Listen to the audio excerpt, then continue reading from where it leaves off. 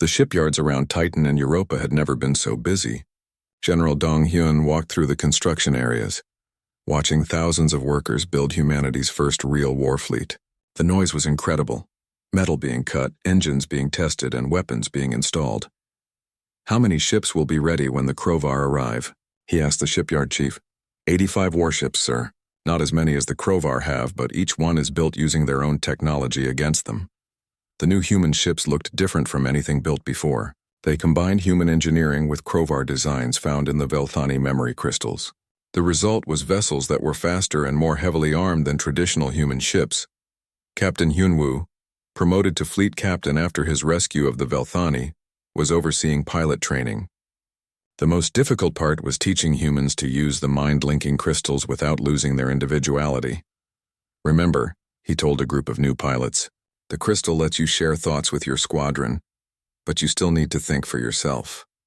The Crovar rely on rigid discipline.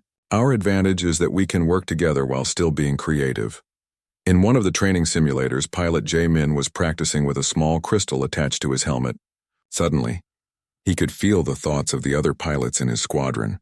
Their fears, their excitement, their tactical ideas all flowed through his mind. "It's like having 5 brains instead of 1, he reported after the exercise. "I knew exactly where everyone was and what they were planning to do." Dr. Haewon was working on improving the crystal interfaces. "We're learning to use Velthani biotechnology in ways they never imagined. The crystals can enhance human reflexes and decision-making speed." Meanwhile, Intelligence Officer Sung-ho was coordinating the secret mission to contact enslaved species across Crovar territory. Small, fast ships carrying Velthani crystals were sneaking into enemy space to make contact with resistance groups. The first successful contact was with the Yathara, energy beings who had been forced to power Crovar ships for centuries. Through the crystal communication network, they sent a message of hope. "We have been waiting for someone to unite the enslaved peoples," their leader transmitted. "When you attack the Crovar fleet, we will shut down their power systems from within." The Molten Coalition, silicon-based life forms used as living computers, also agreed to help. "We have been forced to calculate Crovar battle strategies for too long. We will feed them false information when the time comes." Even more encouraging was contact with the Hive Mind Collective. These insect-like beings had been bred to serve in Crovar armies, but they had never forgotten their desire for freedom. "We are many, but we think as one," their queen communicated through the crystals. "When the signal comes, we will turn our weapons against our masters." Captain Veltara was amazed at how quickly the alliance was growing. In all our history, enslaved peoples have never been able to coordinate like this. The Crovar always kept us separated and suspicious of each other. Back on Earth, Dr. Minho made another breakthrough. He discovered that human brains could interface with Velthani crystals in unique ways. Humans could access the stored memories without being overwhelmed by them. "It's like having access to a library containing the experiences of thousands of different people," he explained to General Dong-hyun. "Human commanders linked to crystals can make tactical decisions based on centuries of battle experience." The training was intense and dangerous. Several pilots suffered mental strain from linking too deeply with the crystals, but those who learned to control the connection became incredibly effective fighters. Commander Boram was one of the first to master crystal-enhanced flying. During practice battles, she could anticipate enemy moves before they happened, using memories of similar situations from the crystal records. "It's not just the tactical knowledge," she explained. "The crystals carry the emotions and determination of everyone who fought against the Crovar. I can feel their courage flowing through me." Engineer Jun-ho was working on the most ambitious project of all, a network of crystals that could link entire fleets. "If we can connect all our ships through the crystals, our fleet could move like a single organism, while keeping human creativity and adaptability." The Velthani refugees were training alongside human crews, teaching them to use crystal technology effectively. Despite their peaceful nature, they were determined to fight for the freedom of all enslaved peoples. "We carry the memories of our warrior ancestors," explained Captain Veltara. "They fought against the Crovar for generations before being defeated. Now through us, they have a chance to fight again." Weapons testing was producing excellent results. Human ships armed with Crovar design weapons were proving superior to the originals. Human engineers had improved the efficiency and power of every system they copied. The Krovar never improved their technology because they never had to, observed Dr. Haywan. They won through superior numbers and fear tactics, but were making their weapons better than they ever imagined. As the months passed, intelligence reports showed the Krovar main fleet slowly moving toward Earth. Warcast Thexmore was gathering ships from across his empire, confident that the sight of his massive armada would make humans surrender without a fight. He had no idea that resistance movements on dozens of worlds were preparing to strike. Hidden shipyards were building rebel fleets. Enslaved species were stockpiling weapons and planning coordinated uprisings. 3 weeks before the expected Krovar arrival, General Dong Hyun called a final strategy meeting.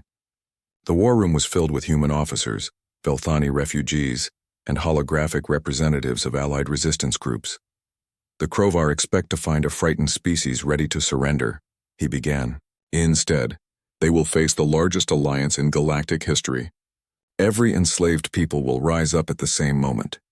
Fleet Captain Hyunwoo presented the battle plan. We'll let them enter the solar system, then spring the trap. Hidden bases in the asteroid belt will attack first. Then our main fleet will engage while resistance forces strike at Krovar supply lines.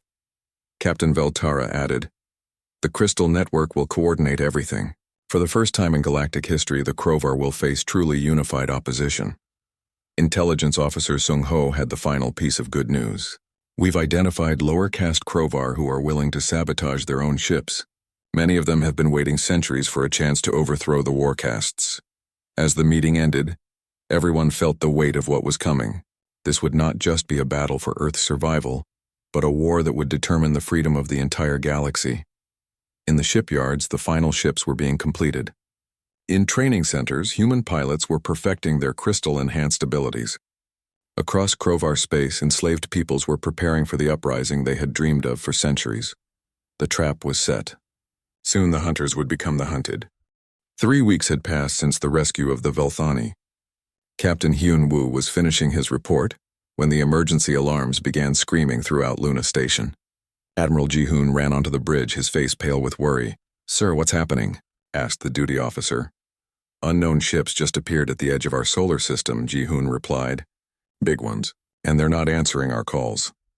On the main screen, the shapes of massive alien warships became clear. They were dark and angular, looking like they were built for one purpose only: war. The ships were 3 times larger than humanity's biggest vessels. "Incoming transmission," the communications officer announced. "They're demanding to speak with our leader." Admiral Ji-hoon straightened his uniform. "Put them through." The screen filled with the image of a creature that made everyone on the bridge step back in fear. It had the basic shape of a human but covered in dark scales. Its eyes were yellow and cold, and when it spoke, rows of sharp teeth showed.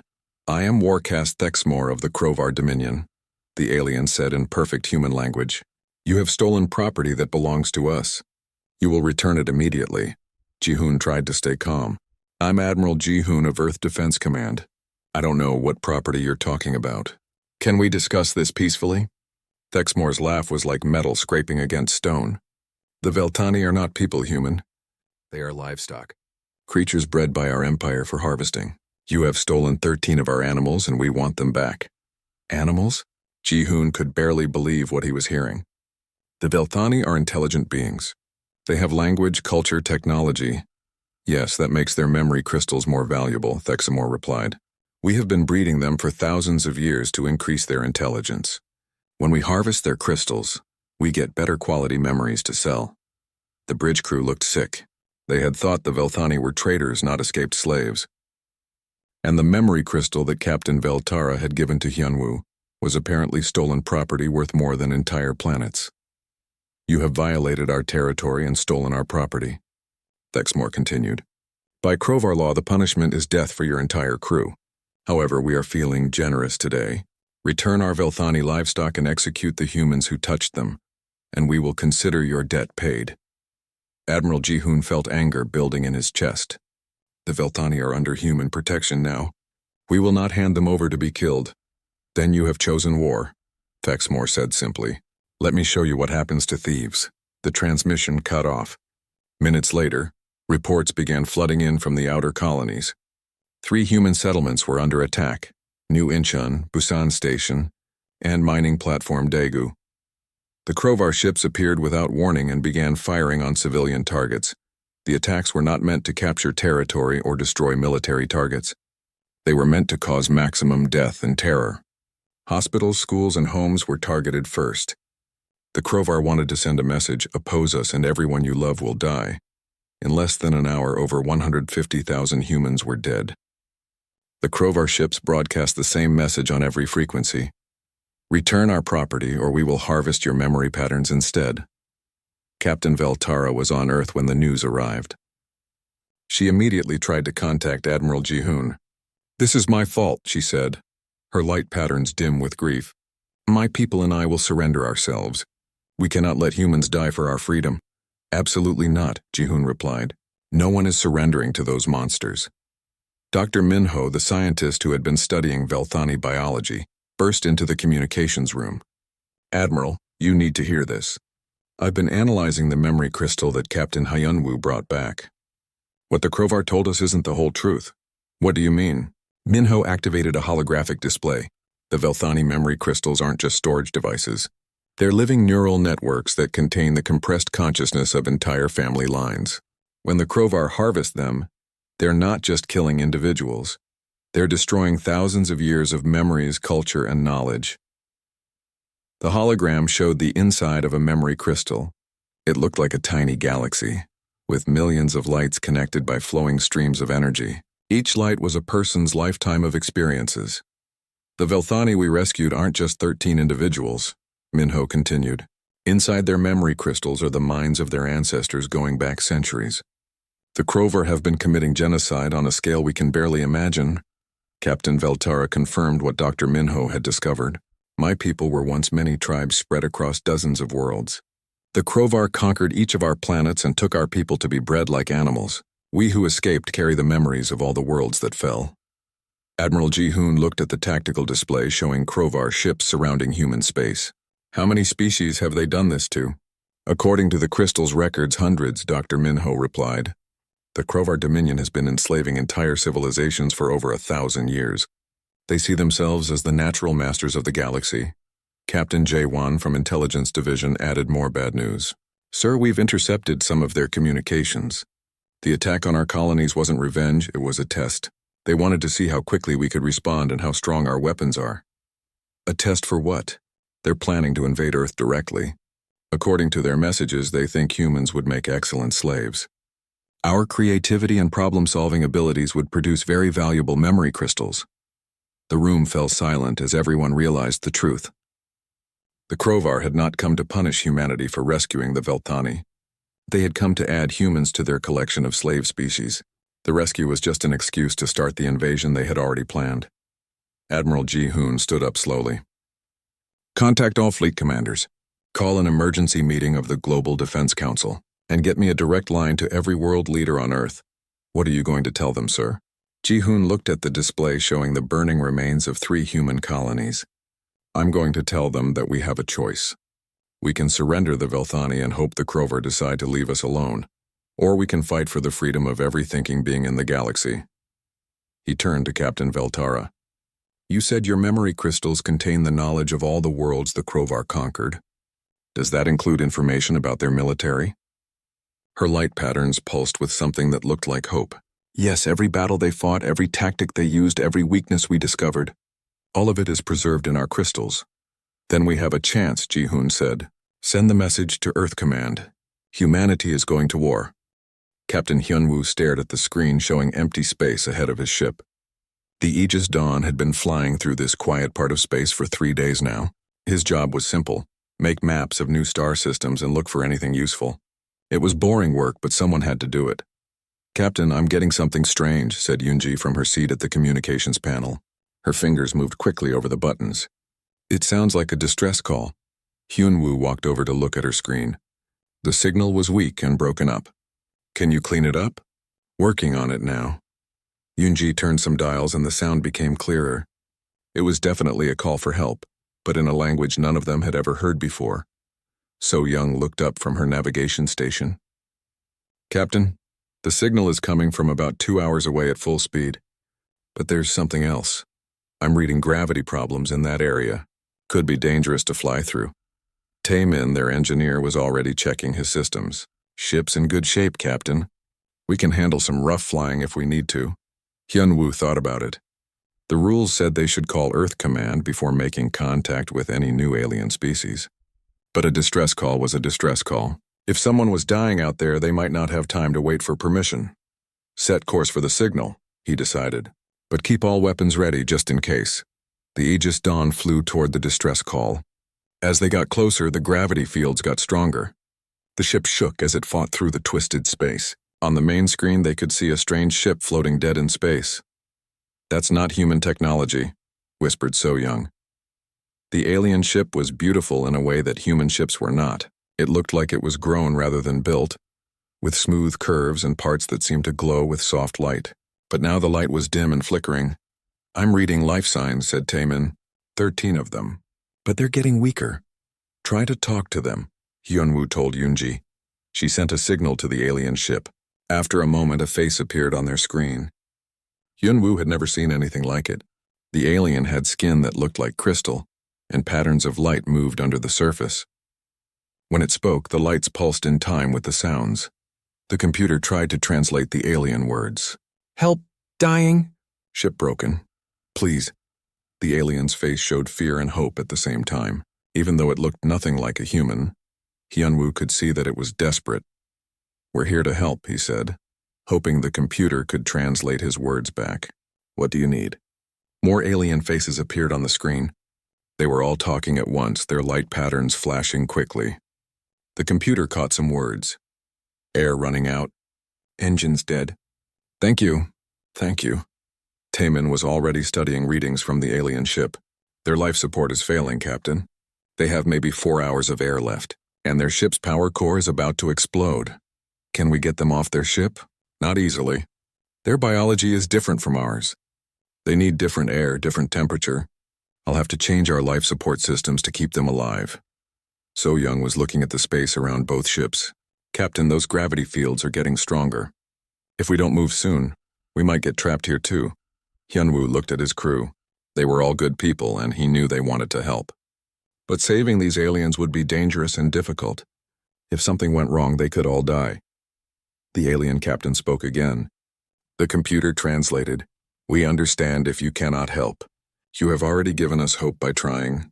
Our names will be remembered." That decided it for Hyunwoo. "Taemin, start changing our life support. So-Young, find us a safe place to dock with their ship. Yoonji, keep talking to them. Let them know we're not leaving them." For the next 18 hours, the crew of the Aegis Dawn worked harder than they ever had before. Taemin rebuilt parts of their life support system to create areas where the aliens could breathe. So-Young flew their ship through dangerous gravity fields to get close enough to the alien vessel. Yoonji learned enough of the alien language to help coordinate the rescue. The aliens called themselves the Velthani. Their captain's name was Veltara. As they moved from their dying ship to the human vessel, they moved with grace despite their fear. Each one thanked the humans by touching their hands to their crystal-like foreheads and bowing. When the last Velthani was safely aboard, Taemin sealed the airlock just as the alien ship's power core finally exploded. The blast pushed both ships away from the dangerous gravity field. Captain Veltara asked to speak with Hyunwoo privately. Through the computer translator, she said, "You have saved not just our lives, but our souls. In my culture, we carry the memories of our ancestors in crystal form. I want to give you something that no human has ever received." She handed him a small crystal that pulsed with soft light. "This contains the most precious memories of my people. Our history, our culture, our greatest achievements. It is our most sacred treasure." Hyunwoo tried to give it back. "I can't take something so important." "You must," she insisted. "You risked everything to save strangers. This is how we honor such courage." 3 days later, the Aegis Dawn arrived at the nearest human space station. Diplomats and scientists were excited to meet the first friendly aliens humanity had ever encountered. The Velthani were equally amazed to learn about human culture and history. As Captain Veltara prepared to leave with the diplomatic team, she spoke to Hyunwoo one last time. "The crystal I gave you will let you understand our people better. But more than that, it will let our people understand humans. You have started something important today." Hyunwoo watched the Velthani leave, not knowing that this simple rescue would soon change the fate of the entire galaxy. In his pocket, the crystal pulsed gently, carrying within it the memories of 1,000 generations and the seeds of a war that would free countless worlds. 6 months after the Battle of Earth, the Liberation Armada reached the Krovar homeworld of Dominar Prime. The massive fleet included ships from every species that had been enslaved by the Dominion. Humans, Velthani, Waithara, Molten Coalition, and dozens of other races flew together under the banner of freedom. General Dong Hyun commanded from the dreadnought Veltara's Vengeance, built around the memory crystal of the fallen Velthani captain. The crystal had been specially modified to coordinate the thoughts and actions of the entire multi-species fleet. "All ships, this is General Dong Hyun," he transmitted. "We are not here for conquest or revenge. We are here to deliver justice." The Krovar homeworld was a dark, ugly place covered in massive cities built from the wealth stolen from enslaved peoples. Huge monuments to Krovar war leaders dominated the skylines, while the lower castes lived in underground tunnels. Supreme Dominarch Krexval, the highest ruler of the Krovar Empire, watched the approaching fleet from his fortress palace. He had never expected to see enemy ships in orbit above his own world. "Open communications with the alien fleet," he ordered. "I will negotiate with their leaders." Admiral Hyunwoo, now the commander of humanity's expeditionary forces, received the transmission. Krexval appeared on screen, an ancient Krovar with scars covering his scaled face, wearing robes made from the processed remains of extinct species. "I am Supreme Dominarch Krexval," the old Krovar said. "You have won impressive victories, but you cannot hold our entire empire. I offer you tribute, rare minerals, advanced technology, even some of our slave species as gifts. Take what you want and leave our homeworld in peace." Hyunwoo looked at the alien ruler with disgust. "You still don't understand, do you? This isn't about tribute or territory. This is about justice for the millions of beings you have murdered." Krexval tried a different approach. "If you wish, we can release our current slaves. We can even stop taking new ones. Surely that is enough to satisfy your desire for justice." "The time for bargaining is over," Hyunwoo replied. "Your empire built its wealth on the suffering of innocent peoples for over 1,000 years. Today that ends." Engineer Junho activated the fleet-wide crystal network. Suddenly, every ship in the Liberation Armada was connected by the shared consciousness of their crews. But this time, the network carried something new: the memories of every being who had died under Krovar oppression. The effect was overwhelming. Every member of the fleet could feel the pain and terror of countless victims. They could experience the grief of families torn apart, the despair of entire civilizations being destroyed, the horror of beings forced to watch their children bred like animals. But they could also feel something else: the burning desire for justice that had sustained resistance movements for centuries, the hope that had kept enslaved peoples alive through the darkest times, the courage that had finally united the galaxy against tyranny. "This is what you have done," Hyunwoo transmitted to the Krovar leadership.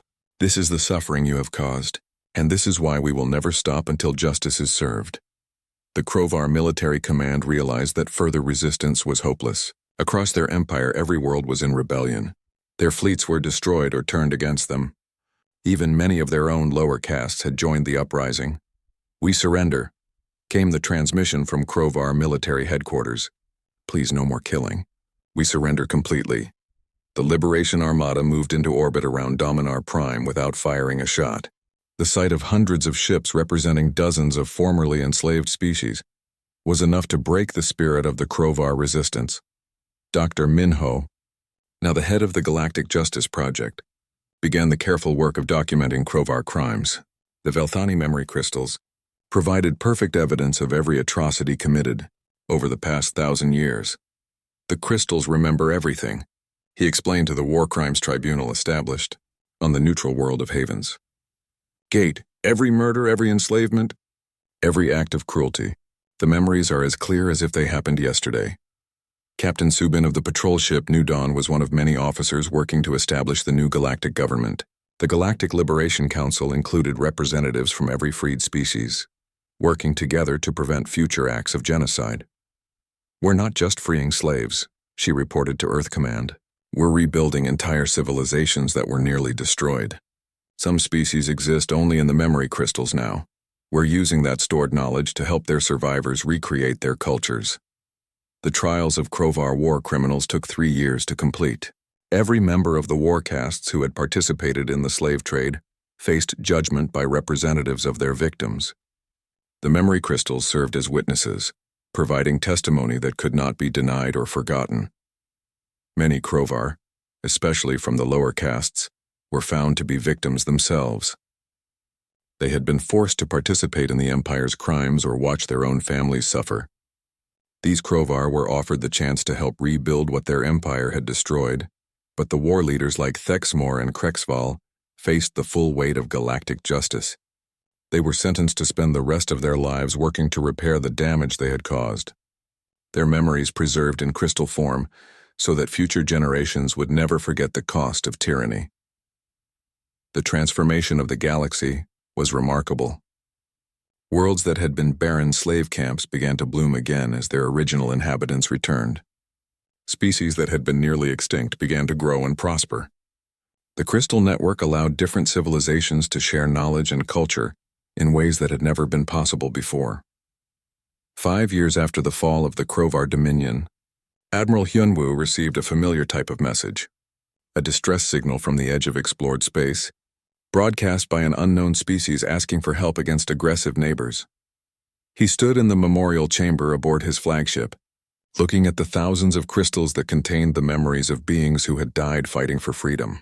Captain Veltara's crystal glowed brightest among them, its light reflecting off the walls like stars. "What do you think?" he asked the crystal, knowing that somewhere in its quantum structure Veltara's consciousness might still exist. "Should we answer another call for help?" The crystal pulsed gently and Hyunwoo smiled. He activated the ship-wide communication system. "All hands, this is Admiral Hyunwoo. We have received a distress call from unknown aliens requesting assistance. Set course for the signal location. Let's go help some people." As the Veltara's Vengeance turned toward the stars, its crew prepared for another rescue mission. They had learned that sometimes saving one person could change the entire galaxy, and they had learned that humanity's greatest strength was not its technology or weapons, but its willingness to help others even when the cost was high. In the memorial chamber, thousands of memory crystals glowed brighter, carrying the hopes and dreams of countless beings who had died for freedom. Their sacrifice had not been in vain. The galaxy was free, and it would stay free as long as there were people willing to answer the call for help. The age of the Crovar Dominion was over. The age of galactic freedom had begun. Dr. Minho had not slept in 3 days. His laboratory was filled with holographic displays showing the inside of Velthani memory crystals. What he was seeing changed everything humans thought they knew about the galaxy.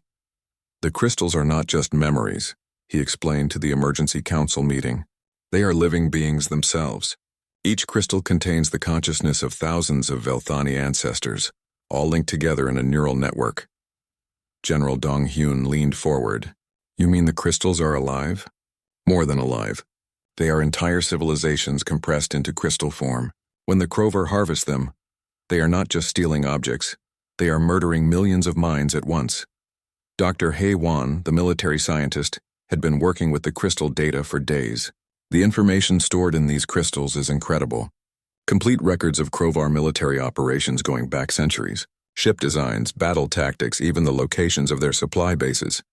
Captain Veltara, who had been quietly listening, finally spoke. "Our crystals remember everything. Every world the Crovar conquered, every species they enslaved, every battle that was lost. We carry the pain of 1,000 dead civilizations." Commander Ye Jin from Strategic Defense pulled up a star map. According to the crystal records, the Crovar Dominion controls over 200 star systems. They have enslaved dozens of species, each one bred for different purposes. The map showed the full extent of Crovar territory. It was enormous, covering nearly a quarter of the known galaxy. Red dots marked worlds where entire species had been wiped out. Yellow dots showed planets where slaves were still being bred and harvested. "The Velthani were lucky," Veltara continued. "We escaped before our entire species was captured. But others were not so fortunate. The Athara energy beings are kept in containment fields and forced to power Crovar technology. The Molten Coalition silicon-based lifeforms are used as living computers. The hive mind collective insects are bred to fight in Crovar armies." Dr. Minho activated another display. But here's the important part. Many of these enslaved species still have hidden populations that the Crovar don't know about. Underground resistance movements, hidden colonies. entire fleets waiting for the right moment to strike back. Engineer Su-jin, who had been working on connecting Velthani crystals to human computers, made an exciting discovery. The crystals can communicate with each other across vast distances. If we can contact the resistance movements, we can coordinate attacks across the entire Krovar Empire. Intelligence Officer Seung-ho was already planning covert operations. We send small ships with Velthani crystals to make contact with resistance groups. Tell them that humanity is starting a war against the Krovar. Get them to attack their local Krovar forces when we begin our assault. General Dong-hyun studied the tactical information. The Krovar have never faced coordinated resistance before. They conquer species one at a time, usually by surprise. They have no experience fighting multiple enemies working together. There's something else, Dr. Minho added. The crystals can share not just information but actual consciousness. Velthani can link their minds together through the crystals, allowing perfect coordination without losing their individual personalities. Captain Veltara demonstrated by touching her memory crystal. Suddenly, all the other Velthani refugees in the room began moving in perfect harmony. Their light patterns synchronized. We can share thoughts, reactions, and decisions instantly. This is how we survived so long against the Krovar. Could humans learn to do this? Asked Admiral Ji-hoon. Possibly, Dr. Minho replied. The crystals respond to neural patterns. With the right interface technology, human pilots could temporarily link their minds for coordinated attacks. Commander Ye-jin was getting excited. Imagine a squadron of fighters all thinking as one, but each pilot still able to make creative decisions. The Krovar would never expect that kind of coordination.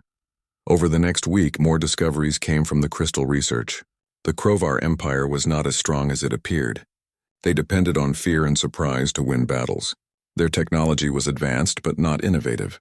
They rarely developed new weapons because they never faced real resistance. Most importantly, the crystals revealed that many Krovar were not willing participants in their empire's crimes. Lower caste Krovar were treated almost as badly as the slaves they guarded. Some had secretly helped slaves escape or sabotaged harvesting operations. We're not just fighting the Krovar military, realized General Dong-hyun. We're fighting their entire social system. If we can turn their lower castes against their war leaders, we can collapse their empire from within. Intelligence Officer Seung-ho had been analyzing Krovar communications intercepts.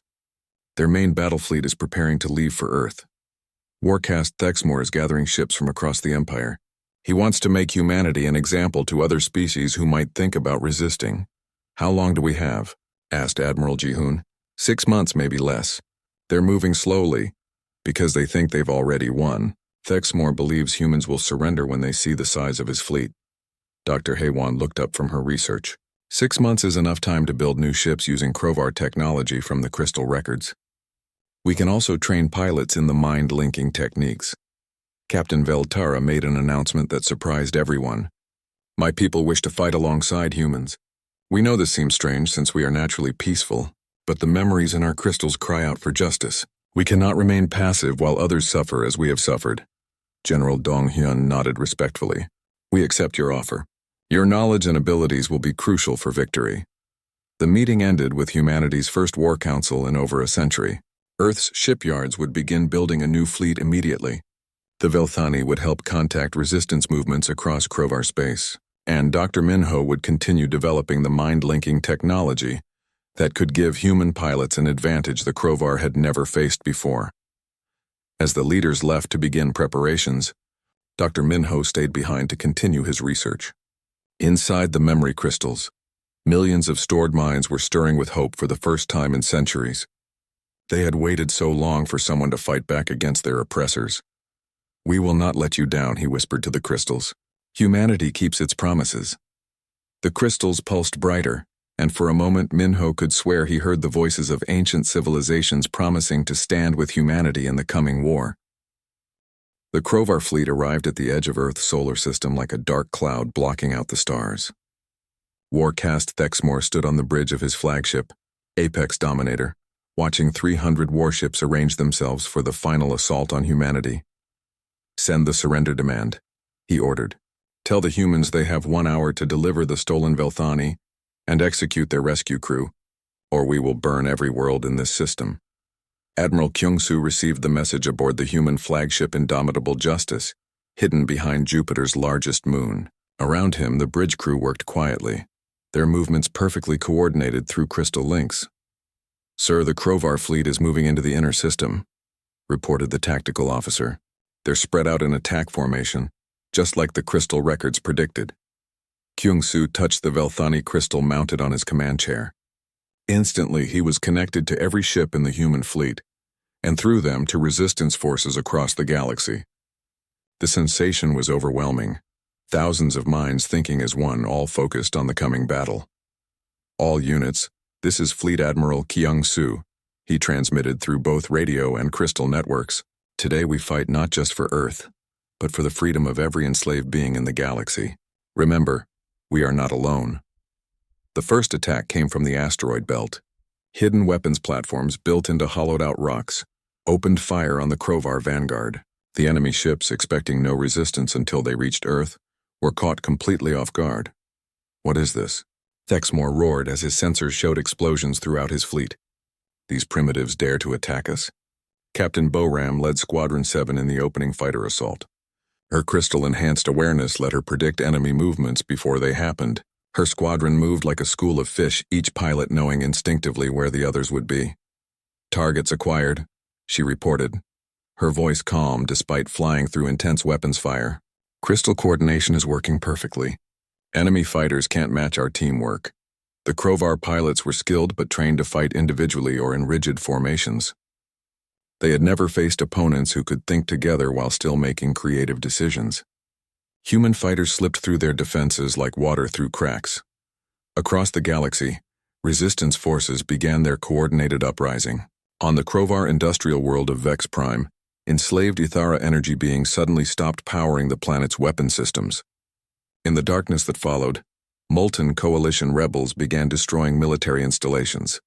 "Sir, we're receiving reports from across the Empire," a Krovar communications officer told Thexmore. "Slave uprisings on 47 worlds. Our garrison forces are requesting immediate reinforcement."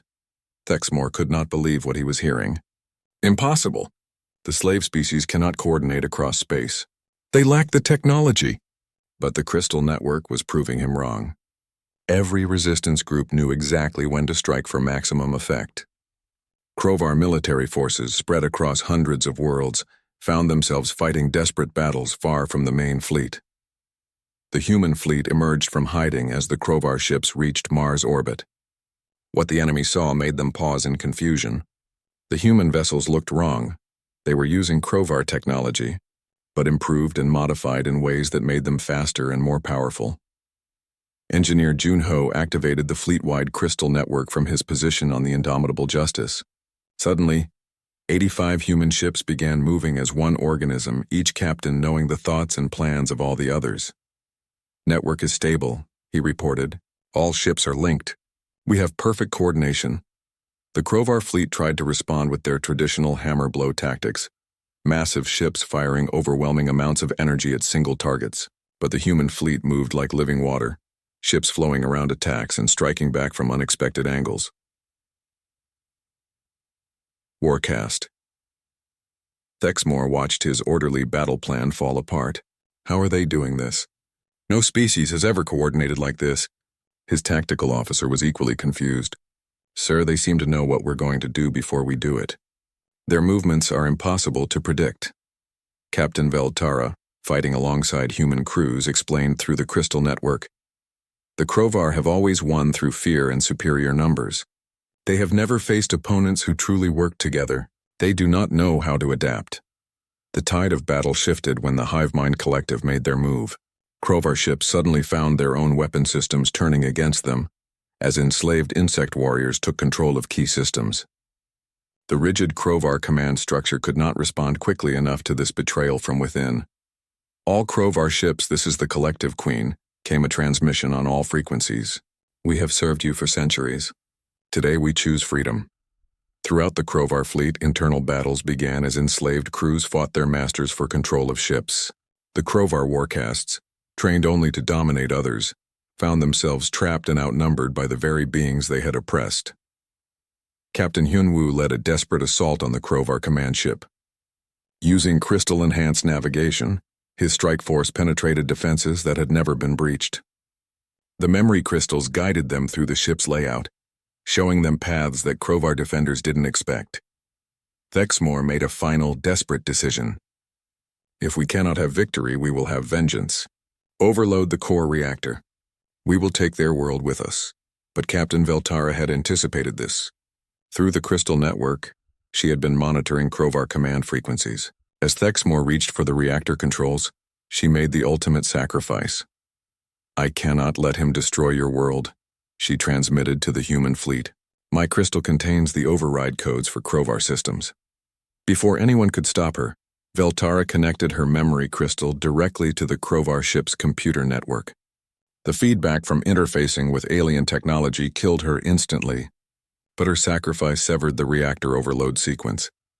"Captain Veltara is gone," Dr. Minho reported from the human fleet, his voice heavy with grief. "But she saved Earth. The Krovar flagship is dead in space. The battle was over." The remaining Krovar ships, cut off from their command structure and facing internal rebellions, began surrendering. Across the galaxy, the uprisings had succeeded beyond all expectations. The mighty Krovar dominion was collapsing as enslaved peoples everywhere threw off their chains. Admiral Kyung-soo surveyed the battlefield. Debris from destroyed Krovar ships floated among the victorious human fleet. But the cost had been high. Many good people had died to win this freedom. "All ships, this is Fleet Command," he transmitted. "The Krovar main fleet has been defeated. But our work is not finished. There are still enslaved peoples across the galaxy who need our help." Through the crystal network, messages of gratitude poured in from liberated worlds. Species that had been slaves for centuries were tasting freedom for the first time. The galaxy would never be the same. As rescue ships moved to collect survivors and prisoners, Kyung-soo thought about Captain Veltara's sacrifice. She had given her life to save a species she had barely known. Now it was humanity's responsibility to make sure her death had meaning. The hunters had become the hunted, and the age of the Krovar dominion was over.